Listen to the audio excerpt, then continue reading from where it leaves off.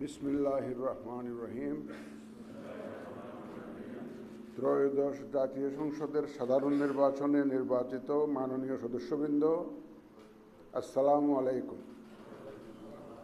আপনাদেরকে আন্তরিক অভিনন্দন। এখন আপনাদেরকে শপথ বাক্য পাঠ করানো হবে। আপনাদেরকে অনুগ্রহ করে দাঁড়িয়ে শপথ পাঠ করার জন্য অনুরোধ করছি। উল্লেখ্য যে আমি শব্দটি উচ্চারণের পর মাননীয় সংসদ সদস্যগণ ডট চিহ্নিত স্থানে নিজের নাম পাঠ করবেন। আমি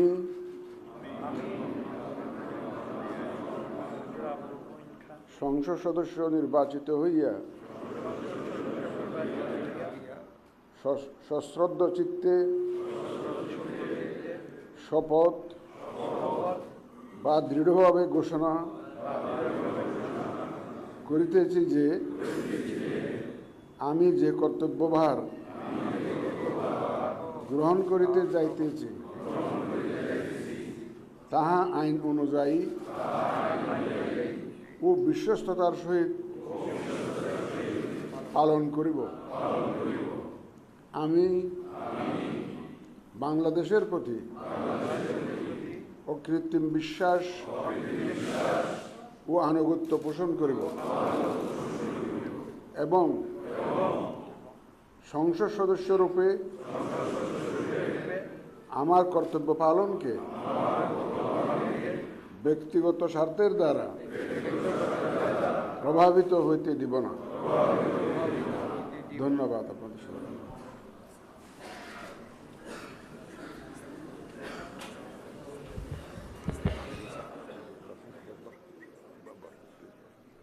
ধন্যবাদ মাননীয় প্রধান নির্বাচন কমিশনার এবং আজকের শপথ পাঠদানকারী জনাব এম নাসিরউদ্দিন স্যারকে। এই পর্যায়ে মাননীয় সংসদ সদস্যগণকে অনুরোধ করছি শপথপত্রে নির্ধারিত স্থানে নিজ নির্বাচনী এলাকা উল্লেখপূর্বক তারিখ সহ আপনারা স্বাক্ষর দান করবেন।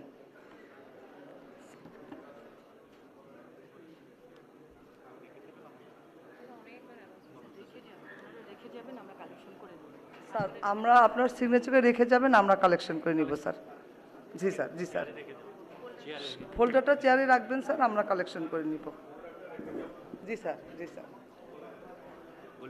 ফোল্ডার সম্বলিত শপথপত্র নিজ চেয়ারে রেখে যাবেন, আর কিছু বলার দরকার নেই স্যার। আপনারা স্বাক্ষরের পর ফোল্ডার সহ কাগজগুলো স্যার রেখে যাবেন স্যার। ওই স্যারের কলম নাই, দিয়ে আসেন। সালাউদ্দিন স্যারের কলম নাই।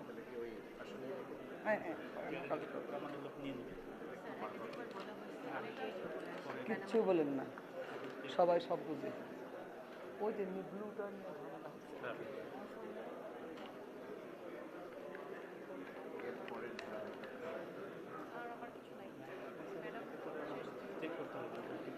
এই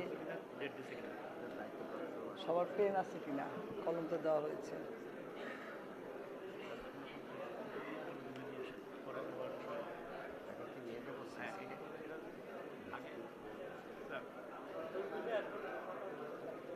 সই হোক, সবার সই হোক। আমি তো এত উঁচু না।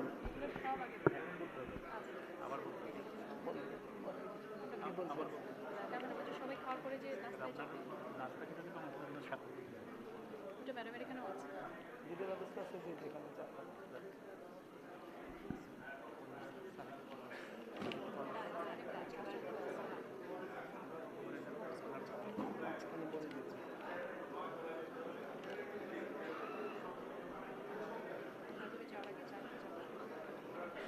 মাননীয় সদস্যবৃন্দ, আশা করছি আপনাদের সকলের সিগনেচার শেষ হয়ে গেছে।